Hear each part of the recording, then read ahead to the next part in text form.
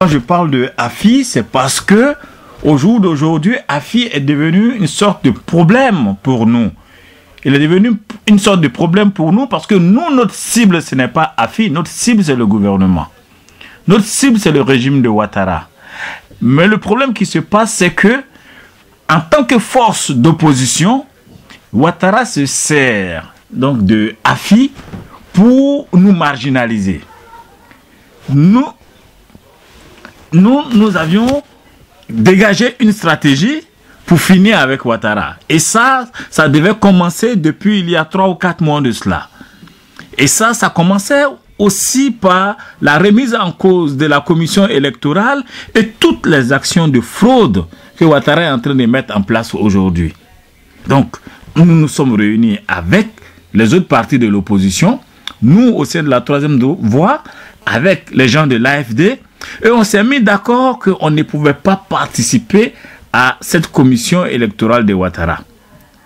Et vous avez vu nos positions. Quand Mamadou Koulibaly est arrivé ici, moi j'ai pris une position clairement affichée de dire que membre de la troisième foyer de l'opposition, on ne peut pas être membre de cette commission électorale totalement acquise à Ouattara et illégale. Donc nous voulons qu'il y ait un nouveau président et nous voulons plus d'égalité, d'équité à l'intérieur de la commission électorale elle-même. Et donc, nous nous sommes entendus sur ça à notre niveau et nous nous sommes entendus sur ça avec les amis de l'AFD.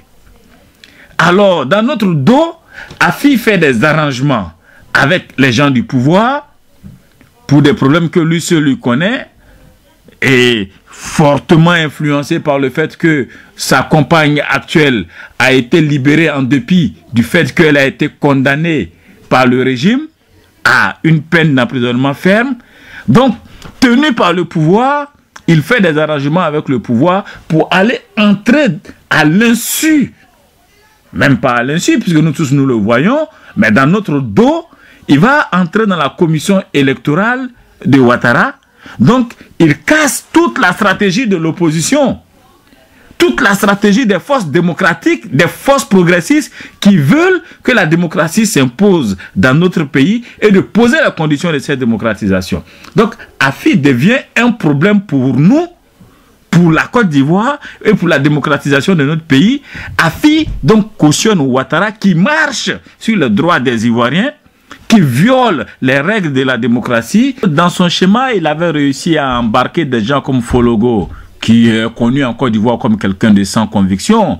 Et puis bon, des anciens mangeurs du PDCI qui sont retrouvés dans l'opposition et donc qui utilisent leur statut d'opposant pour négocier une part de gâteau. Donc avec ces personnes-là, il n'y a pas de conviction, il n'y a pas de valeurs qui sont défendues. Donc AFI s'est enrôlé, s'est entouré de quelques personnes de cette nature-là. Et c'est avec ça qu'il légitime les actions du gouvernement. Si on veut manger, nous tous pouvions manger. Nous tous pouvions manger parce que au jour d'aujourd'hui, on aurait pu faire la lèche, faire le griot auprès de Ouattara pour manger, pour être des ministres, pour être des directeurs, pour avoir même nos différents postes à l'université. Mais si nous acceptons ces privations, nous les acceptons au nom de l'intérêt du peuple parce que l'avenir du peuple est plus important que nos conforts personnels. Donc si un politicien, un politique estime que son confort personnel passe avant la cause de tout un peuple, la cause de ses militants, la défense de ses intérêts de ses militants, moi je pense que nous n'avons pas là à faire un homme d'État, nous avons là à faire un opportuniste. Et le comportement d'AFI aujourd'hui, c'est le comportement d'opportuniste. Mais c'est idiot.